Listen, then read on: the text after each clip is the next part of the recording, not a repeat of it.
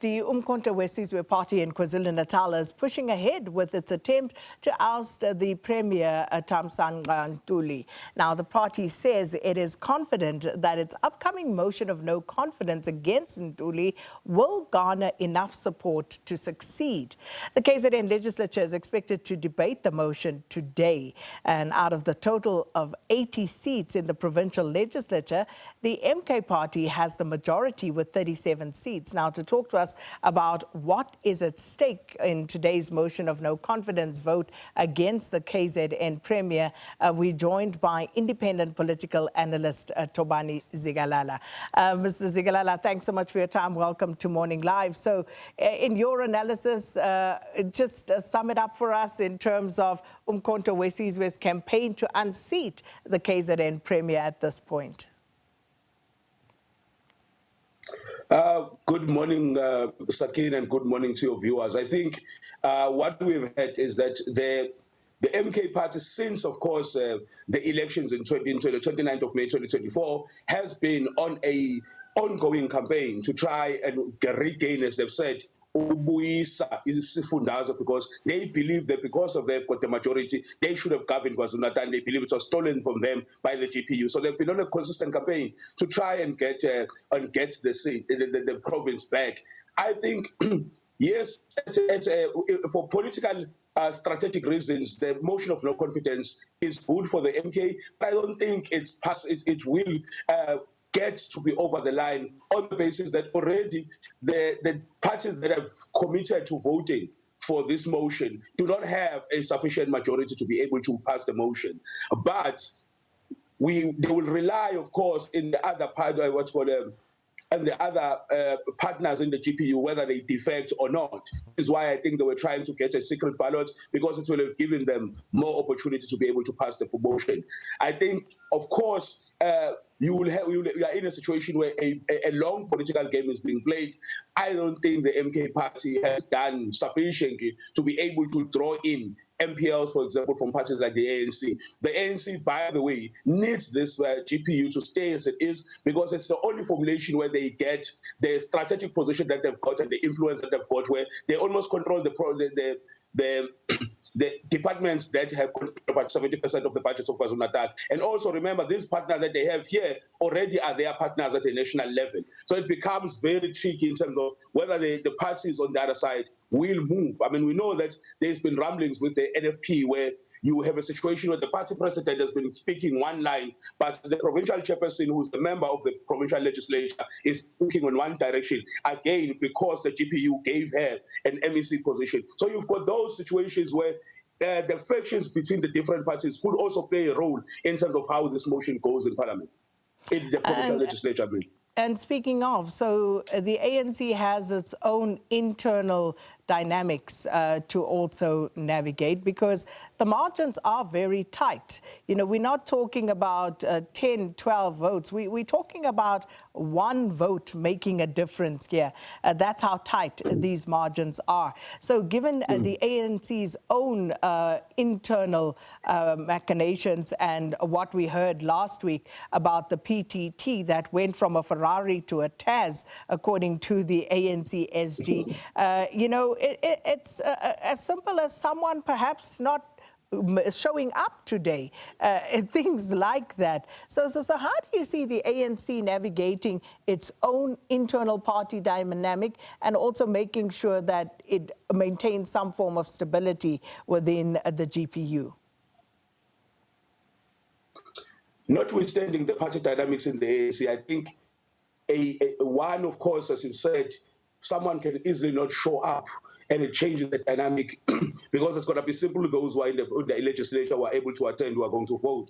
So one person not showing up, one person voting for the other side changes that dynamic altogether. But as I was saying earlier, for the ANC in KwaZulu-Natal, of course, they've already been blamed for the performance, for the recovery after that, and that's why they are being moved from Ferrari to Taz and all those things. The issue is very simple. Strategically, politically, which formulation serves the ANC better? The ANC as a party, no matter for whatever progressive reasons that vote goes against the Premier of the province, the other formulation that needs to be considered is whether the ANC, in a new coalition with an MK, the EFF, gets the same number of MECs and gets to control the same strategic portfolios in the province. And I think the ANC will consider that, and the ANC may direct its members to keep the premier of the province, in particular because already the IFP has in an act of good faith, given them back, for example, a district municipality like uMkhonto, where some of the ructions that have created a possibility of the ANC voting against has been resolved. Spilem Daga is back as district mayor uMkhonto. So because of the management of those political ructions, I don't think the ANC will consider. Yes, it may be good for them to regain public trust, but I don't see them doing it because of the machinations of the formation of the current government and what is it meant for the ANC. And then, of course, the NFP, Bali Shinga there, and you spoke to that by saying that the party leader is saying that, you know, the NFP will vote with the MK and EFF, but of course, the MEC for social development, Bali Shinga there, she of course, they have their own party dynamic within the NFP. And it's going to be interesting to see how she votes, considering, one, that she is an MEC, but two, the fact that the party leader, Bonza, said that should she vote against the party line, she would be replaced. I mean, ever since the NFP got into this provincial legislature, got into the government of provincial unity, there's been ructions and factions inside the NFP, where the party leader has not have complete control over the province of KwaZulu-Natal, because the provincial chairperson and sections of the party seem to be moving in different direction.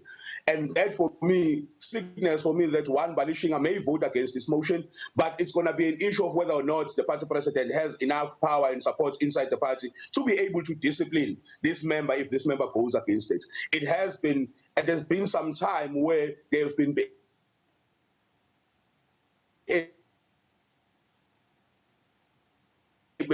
president who's the MEC, that has not been forthcoming. I don't think there is a political stability or a political relationship that exists within the MDFP party that may make what the NEC of the party through the president has decided to be action inside the provincial legislature. And because we've seen this also in other sections of the province where there's been a complete defiance of the national leadership of the NFP.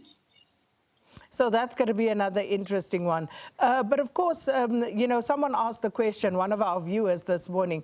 So what did Thami Ntuli do that brought about this motion of no confidence? Perhaps that is where we ought to have started. But nonetheless, you know, why is he facing a motion of no confidence?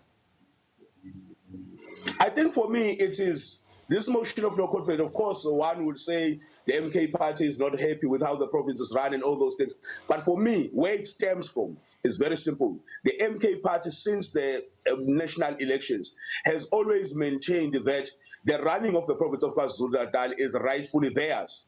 So whether or not it's Thami Ntuli doing well, I don't think the MK party would have forgone an opportunity to try and get this government of provincial unity out of the way to give themselves an opportunity to be able to run the province. So let's look at the possible outcomes. First outcome, of course, is that the status quo remains, nothing changes, it's business as usual. The second possibility is, of course, that something does change, and tomorrow KZN wakes up and Thami Ntuli is no longer the premier, and within 7 days, of course, the council legislature needs to be reconvened to elect a new premier. So let's talk to that particular possibility and what it would mean for the province of KZN. I think, of course, one, the MK is a majority party. The MK gets to form government. It will change, of course, MECs in the province. I think, for example, parties like the DA and the IFP lose their government portfolios. The ANC, if it decides to vote, or some of them, if they decide to vote with the ANC, they may, of course, still get some few portfolios. You've got, for example, the party leader. We assume that the party leader in the legislature is uMkhonto Party Wesizwe, we possibly becomes the premier. I think a part of me is, does the MK, that's the question I ask myself, that whether when they win the motion, does the MK have enough political stability and organizational stability inside the party to be able to maintain governing the province? Because it's one thing being in opposition, it's one thing being voted for, but we have seen the MK party and its political reactions and its instability inside the party. The question is, how do they maintain? Do they have the internal stability to be able to manage the province? For me, that's the big question, which is a question that I don't think I can answer in the affirmative. We have seen the different changes, especially when it relates to positions of influence, how there have been so many changes and instability in the party that have created a situation of we've got almost 6 chief whips and forever changing, and of course the dynamics inside the party. So I think for me, we are in for an interesting time where any direction provides us an opportunity to, for example, if the MK party wins, provides us an opportunity to look at the province of KwaZulu-Natal anew. The province of KwaZulu-Natal has always been a politically contested terrain. You can get control of KwaZulu-Natal, and if you can politically organize in KwaZulu-Natal, it's almost true that you can be able to organize in any province in the country. Well, it certainly is quite an important day, and we will be keeping our eyes and ears properly trained on what's happening in the KZN Provincial Legislature today, and this as the Premier Thami Ntuli faces a vote of no confidence. But thank you so much to our analyst this morning, Thobani Zikalala, independent political analyst, giving us his analysis on today's MKP motion of no confidence debate against the KZN Premier Thami Ntuli. And this, of course, is all about the control of KZN and its 158 billion rand budget.